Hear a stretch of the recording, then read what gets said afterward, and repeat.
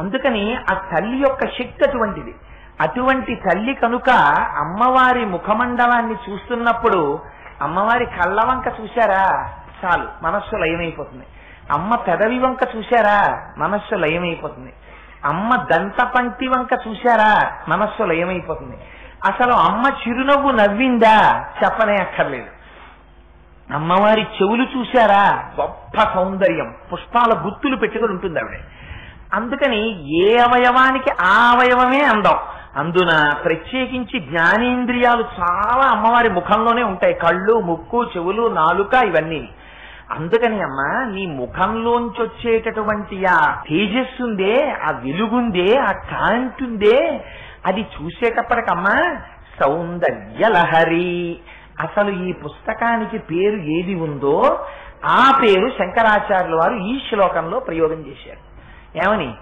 అమ్మా తను తుక్షేమం నవవదన సౌందర్యలహరి. అమ్మ నీ ముఖం చూసేటప్పటికీ అందులోంచి వచ్చేటటువంటి ఆ దీప్తిని, ఆ కాంతిని చూసేసరికి మా యొక్క దరిద్రమంతా పోయి మాకు సుఖము, సౌభాగ్యము, ధనము వర్ధిల్లుగాక, క్షేమము కలుగుగాక అంటూ శంకరులు అంటారు.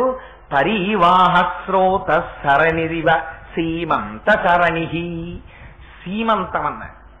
అది ఒక చిత్రమైనటువంటి మాట. సీమంతము అనగానే మీకు ఏం జ్ఞాపకం వస్తుంది? సీమంతం అనగానే ఆడవాళ్ళందరికీ జ్ఞాపకం వచ్చేటటువంటి విషయం, ఆడవాళ్లు గర్భం ధరించి ఉన్నప్పుడు ఒక ఉత్సవం చేస్తారు. ఏదో 6వ నెలలోనో, అసలు న్యాయంగా అయితే ఆ సమయంలోనే 6వ నెల నుంచి ధర్మశాస్త్రంలో చాలా నిబంధనలు ఉన్నాయి. ఇంకప్పటి నుంచి స్త్రీ జుత్తు విరబోసుకుని ఉండకూడదు, పగటి పూట ఎక్కువ నిద్రపోకూడదు, ఆ తర్వాత బొగ్గు ముట్టుకుని ఏది రాయకూడదు, బూడిదని కాళ్లతో కాని చేతులతో కాని ఎక్కువసేపు స్పృశించకూడదు, కాలివేళ్లతో నేల మీద ఏది రాయకూడదు, అసుర సంధ్య వేళ గడప దాటి బయటికి వచ్చి నిలబడకూడదు. ఇలా ధర్మశాస్త్రం చాలా నియమాలు చెప్పింది. లోపల పెరిగేటటువంటి బిడ్డ యొక్క ఔన్నత్యం పెరగాలంటే అవి పాటించాలి అంది. భర్త సీమంతము అని ఒకటి చేస్తాడు కదా, మనకు అదే కదా తెలుసున్నది సీమంతం అంటే. ఇవాళ శంకరాచార్యులు వారు అమ్మవారి జుట్టు సీమంతం అంటున్నారు. జుట్టు సీమంతం ఏమిటి? మనకి తెలుసున్నది గర్భిణి అయిన స్త్రీకి సీమంతం తెలుసు మనకి. అసలు దాని పేరు సీమంతం కాదు. ఆడవాళ్ళకి చేసేటటువంటి ఉత్సవాన్ని ఇవాళ మనం ఏమండి మా అమ్మాయికి గాజులు పెట్టిస్తున్నాం, మా కోడలికి గాజులు పెట్టిస్తున్నాం, లేకపోతే మా అమ్మాయికి సీమంతం అండి, మా కోడలికి సీమంతం అండి అంటున్నాం మనం. అసలు దాని పేరు ఏమిటో తెలుసా అండి? అసలు దానికి ఉన్న పేరు వేరు. సీమంతోన్నయనము అని పేరు దానికి. సీమంతోన్నయనము అని పిలవాలి. ఎందుకు అలా పిలుస్తారో తెలుసా? సీమంతం అంటే అమంగళకరమైనటువంటి అనేక మంది 6వ నెల దాటుతుండగా గర్భిణీ స్త్రీ చుట్టూ చేరుతాయి. ఎలాగైనా ప్రమాదం తీసుకురావాలని.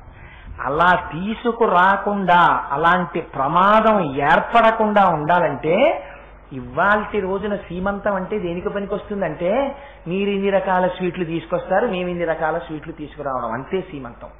అది కాదు సీమంతం అంటే. సీమంతోన్నయనము అంటే ఆ రోజున భర్త వచ్చి ఆ స్త్రీ యొక్క జుట్టు 2 జడలుగా ఉన్నదాన్ని విప్పి పైకి ఎత్తి కడతాడు. కట్టే ముందు భర్త పాపట తీయాలి ఆ రోజున. ఆ భర్త పాపట తీసేటప్పుడు ఎలా పడితే అలా దియ్యన్నట్టుకుని పాపట తీయకూడదు ఆ రోజున. ఆ రోజున ఏదైనా ఒక అడవి దున్న యొక్క ఒక పెద్ద ముళ్ళు ఒకటి తీసుకొచ్చి, ఓ చిన్న ముల్లో దాంతో శమీవృక్షపు శాఖని ఓ చిన్న కొమ్మని కలిపి రెండింటిని కలిపి పట్టుకుని పాపటలోకి అలా దువ్వెన్న ఎలా పెడతారో అలా పెట్టి వెంట్రుకలని అటు ఇటు తిప్పి ఉన్నయనము అంటే ఆ జుత్తుని ఇలా పైకెత్తి తాడు పెట్టి కట్టకూడదు, రిబ్బన్లు పెట్టి కట్టకూడదు. ఆ కట్టేటప్పుడు బతికున్నటువంటి గొర్రె యొక్క ఉన్ని తీసుకొచ్చి తాడు పేని ఆ తాడుతో కట్టి కింద ముడివేస్తాడు. అలా చేస్తే అదిగో అది సీమంతోన్నయనము. అసలు ఆ ఉన్నయనము అన్నది తీసేశారు. ఇప్పుడు అసలు లేనే లేదు ఆ మాట. మా ఇంట్లో సీమంతోన్నయనము అంటే సీమంతమేనా ఇంకేమన్నా అని అడుగుతారు. అసలు దాని పేరు సీమంతోన్నయనము. సీమంతోన్నయనము అంటే ఏమిటి? జుత్తు పాపట తీయుట. జుత్తు పాపట తీయటాన్ని సీమంతం అంటారు. మీకు ఇంకా దీని గురించి స్పష్టంగా చెప్పాలంటే సీమ అన్న మాట మీరు ఎప్పుడు వాడతారు? సీమ అంటే హద్దు అని గుర్తు. సీమ అంటే రాయల సీమ, తెలుగు సీమ, పల్నాటి సీమ, తమిళ సీమ, ఇలా కదా చెప్తాం. సీమ అంటే అక్కడి వరకు ఉన్నది, రాయలసీమ ఎక్కడి వరకు ఉన్నది, ఫలానా చోటు వరకు ఉన్నది, ఒక హద్దు చెప్తాం. మీకు తెలియకుండానే మన దేహమునకు కూడా 2 సీమలు ఉంటాయి. 2 సీమలంటే 2 హద్దులు. ఏమిటా హద్దులు? ఒకటి ఇక్కడ, ఒకటి ఇక్కడ. ఈ 2 హద్దులు. ఈ 2 హద్దుల్ని సీమంతాలు. సీమ అంటే హద్దు, అంతం అంటే అక్కడతో అయిపోవడం. సీమ ప్లస్ అంతము సీమంతము. అయిపోయింది కాబట్టి, ఇక్కడతో అయిపోయింది కాబట్టి ఇది సీమంతం, ఇది సీమంతం. అసలు సీమంతం అన్న పేరు ఎక్కడో తెలుసా అండి? విడతీస్తేనే సీమంతం వస్తుంది. అందుకని సీమంతం ఎక్కడ? మీరు ఆడవారి యొక్క జుట్టు పాపట తీయబడకుండా ఉండకూడదు. ధర్మశాస్త్రం ప్రకారం పాపట తీసి తీరాలి. పాపట తీస్తారు కాబట్టి ఆ పాపట తీసి 2గా విడదీసి దువ్వుకుంటారు. ఆ దువ్వుకున్నప్పుడు ఎక్కడి వరకు పాపట తీయాలి? ఇక్కడ మొదలుపెట్టి ఇక్కడ వరకు పాపట తీయకూడదు. ఎక్కడి వరకు తీయాలి? బ్రహ్మస్థానం వరకు మాత్రమే తీయాలి.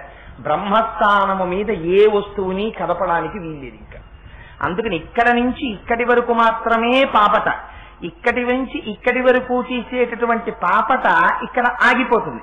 ఇక్కడ ఆగిపోతే దాన్ని సీమంతము అంటారు. అది అసలు సీమంతానికి అర్థం. ఇవాళ శంకరాచార్యులు వారు మాట్లాడుతున్న సీమంతం అది సీమంతం. ఆ సీమంతం గురించి చెప్తూ శంకర భగవత్పాదులు అంటారు, అదిగో అమ్మవారి సీమంతం ఉందే, అంటే అమ్మవారి యొక్క నల్లని జుట్టుందే, ఆ జుట్టుని అమ్మవారు సీమంతం చేసిందిట. అంటే అమ్మవారు చక్కగా దువ్వుకుని 2 పక్కల నల్లగా తుమ్మెదల బారుల్లా నల్ల కలువల్లా ఉన్నటువంటి జుట్టుని అలా దువ్వుకుందిట. అలా దువ్వుకున్నప్పుడు చిత్రం ఏం జరిగింది? అక్కడే ఆశ్చర్యమంతా ఉంది. అమ్మవారు సింధూరం పెట్టుకుంది ఇక్కడ. ఈ సింధూరం, అసలు సింధూరం పెట్టుకోవడం గురించి ఒక గొప్ప రహస్యం ఉంది. అసలు ఇక్కడ సింధూరం ఎందుకు పెట్టుకోవడం అంటే, చాలా మందిలో ఉన్నటువంటి తప్పునానుడు ఏమిటంటే, బొట్టు పెట్టుకోవడమే గొప్ప, సింధూరం పెట్టుకోవడం కాదు అని. అసలు మీ భర్త యొక్క ఐశ్వర్యం దేన్ని బట్టి నిర్ణయింపబడుతుందో తెలుసా అండి? మీరు పెట్టుకునేటటువంటి సింధూరమును బట్టి నిర్ణయింపబడుతుంది. ఆవిడ ఇంటికి వచ్చిన తరువాత ఆయనకి కలిసి వచ్చినా, ఆయనకి ఐశ్వర్యము నిలబడినా, ఆయనకి 4 రూపాయలు ఉన్నా, ఆయన వెళ్ళినటువంటి పనులు అయినా ఎక్కడి నుంచి కలిసి వస్తుందో తెలుసా? కలిసి వచ్చేది ఆడది ఇక్కడ పెట్టుకున్న బొట్టులోంచి వస్తుంది.